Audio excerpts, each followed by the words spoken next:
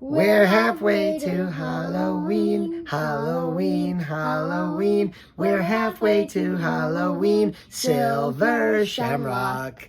What's up, guys? It's Danny and Charlotte from the Lassercast. Charlotte hasn't been on for a while. We basically spent the entire month of March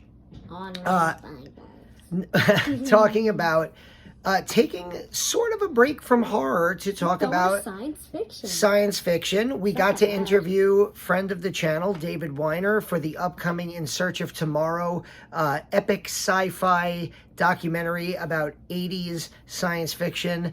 And we watched and reviewed Predator, Running Man, and of course, The Terminator. Charlotte and I, though, we just got done watching a very appropriate 80s movie. Halloween 3. Halloween 3. Why? Because this movie just got added to Shudder. And Shudder, as they always do in April, is celebrating halfway to Halloween. It is halfway to... Yes. Halloween. It's halfway to Halloween. March 31st, April 1st is 6 months to... Right? May, June, July, August. Yeah. I had to count there. So He's bad at math. They put up a ton of new movies on April 1st. And we're talking like classic movies. The Evil Dead 1 and 2. Candyman. Halloween's 2 and 3. Near Dark is back. I'm so excited. I haven't watched this movie since the video store days, and I'm dying to have you watch it. It's got like the whole cast of aliens in a vampire movie. Vampire? Yeah. Like Bishop from Aliens, Hudson from Aliens, and Vasquez from Aliens are all in this wild vampire movie. Wow. Session 9, a truly underrated horror movie about this haunted asylum. Check that movie out. And Ken Russell's The Devils is back. I can't wait to rewatch that. I watched that when it was on Shudder a few months ago. But anyway, we decided, I gave Charlotte the option. I said, what do you want to watch tonight? And she went with Halloween 3. So which Halloween movies have you seen so far before Halloween 3? I saw 1, 2, and I saw 4 when we were, I think, flying to from California. 2 to California. On our way. Yes. And then when we were in California, we went to the Michael Myers house, amongst other crazy places like the Nightmare on Elm Street house, the actual Myers house, and the houses from the end of Halloween, the original. But you also saw Halloween 2018. Yes, and Halloween Kills. Yes. I thought you were talking about the 80s and 90s one. Charlotte's first Halloween movie in theaters was Halloween Kills. Yes. And so she knew going in. I had to remind her that this is the one without Michael Myers. This is the non-Myers movie. So I will be honest. I was one of those kids growing up who, when I got to Halloween 3... I said, I hate this movie. This movie stinks. Because Oh, your face. Kids my age, like, I was born in 1982, the year that this movie came out. And when I got to the video... when you were one? When I got to the video store, after seeing the first 2 Halloween movies, everybody was like, how did Michael Myers survive the end of Halloween 2? What's going to happen? And then the first time you see this movie, it is jarring. There's no Michael Myers. They actually show bits of the original Halloween on TV. You have a new, really cool John Carpenter score, but it's not the Halloween score. So you're like, what is this? There's these masks that kill you with... I told Charlotte at the beginning, I was like, there's going to be a song, and it's going to be in your head for the rest of your life.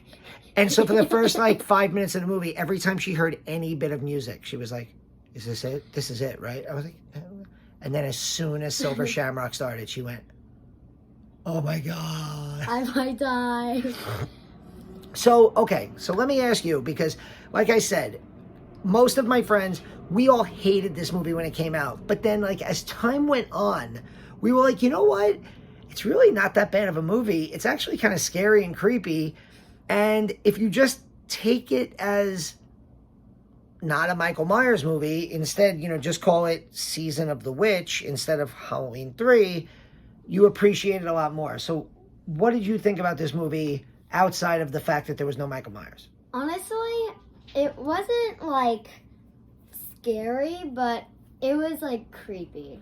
I was scared in, like, 1 or 2 scenes. So I thought, and I warned her, that there was one scene in particular that I thought she was going to be tremendously scared and grossed out by. Yeah, I don't like bugs and snakes, but have you seen the picture with a snake around my neck? That is true. Yeah, I mean, this movie has probably the most graphic child death in movie history. When Buddy's son, little Buddy, puts the Halloween mask on and it gets triggered by the flashing pumpkin. I mean, that was scary. Now I'm afraid to even look at our TV. Like, I was afraid to turn it off. You're also not wearing a Silver Shamrock mask, so I think you should be okay. But it is a TV. Speaking of that, no, I'm kidding. Where would I put? I just pretend like there's nothing here.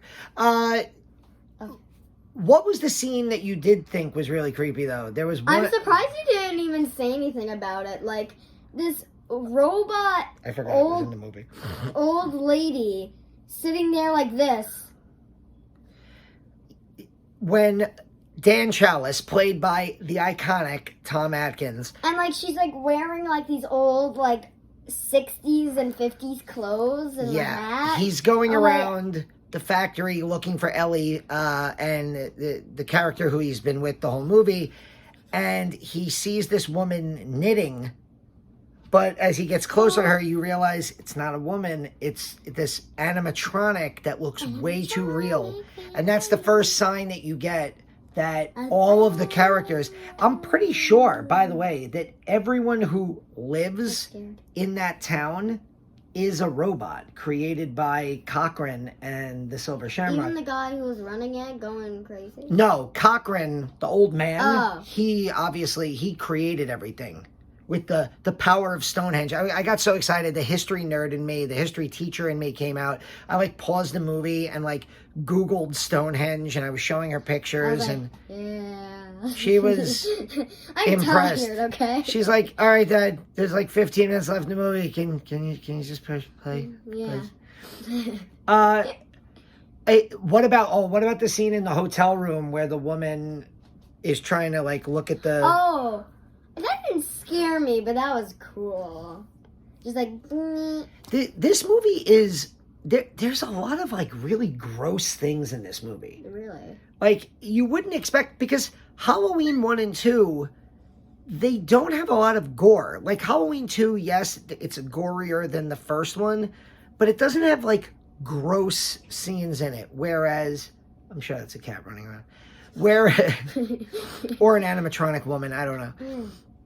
Okay, this movie has, like, gross out scenes. It does. There's the scene where they, like, the one android or, like, robot rips the guy's face off.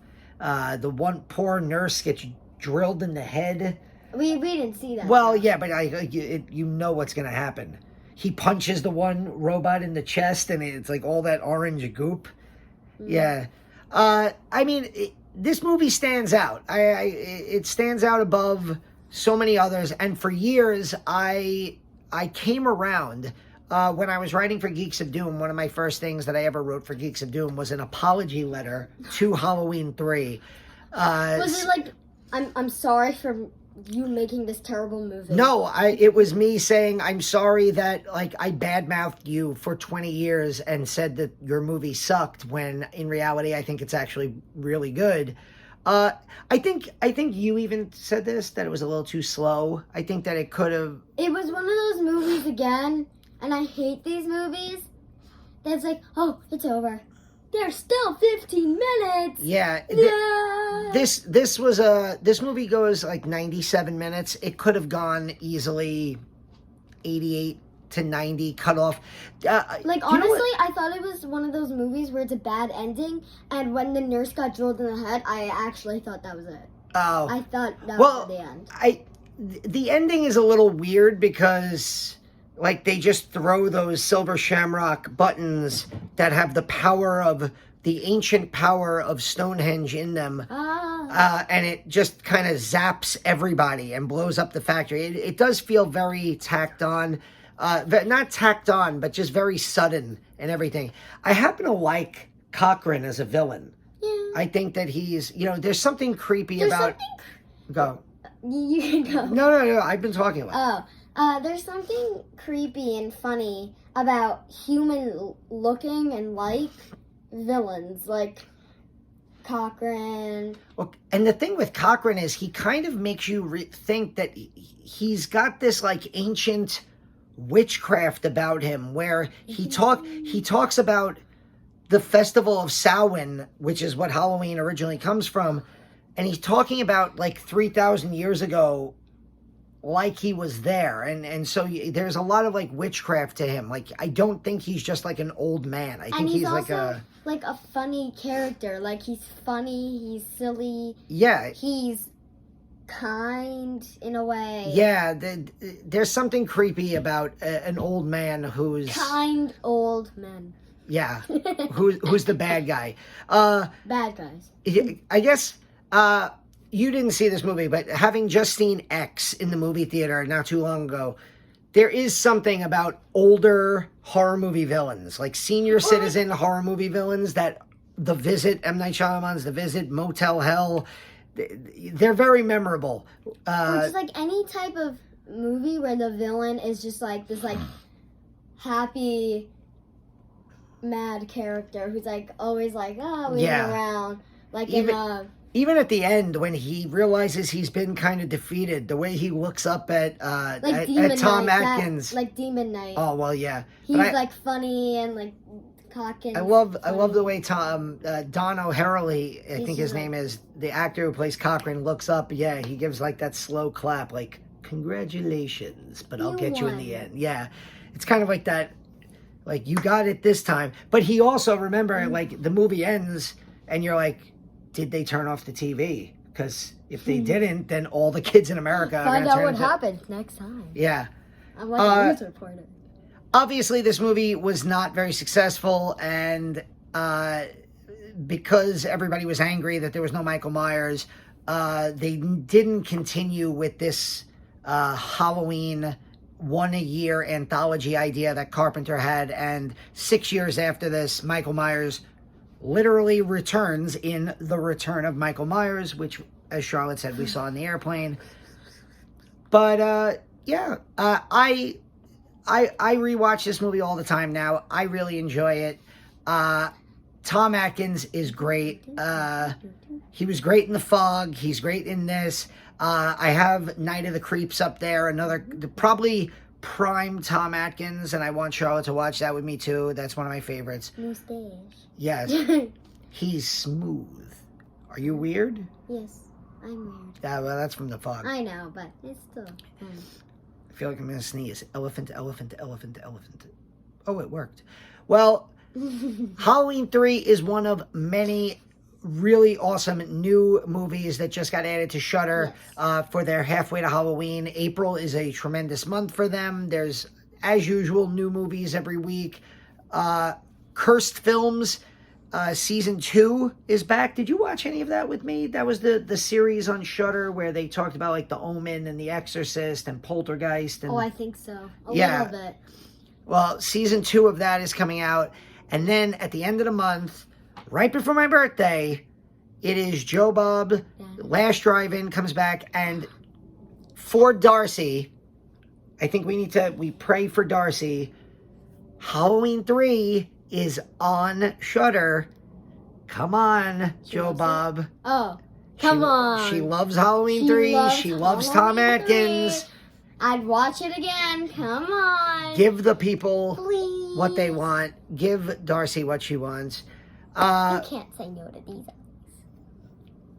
Those eyes, not mine. Don't look at us. So, This has been Danny. And Charlotte. From the Lazarcast. We will see you very soon with more halfway to Halloween hijinks. 6 more months till Halloween.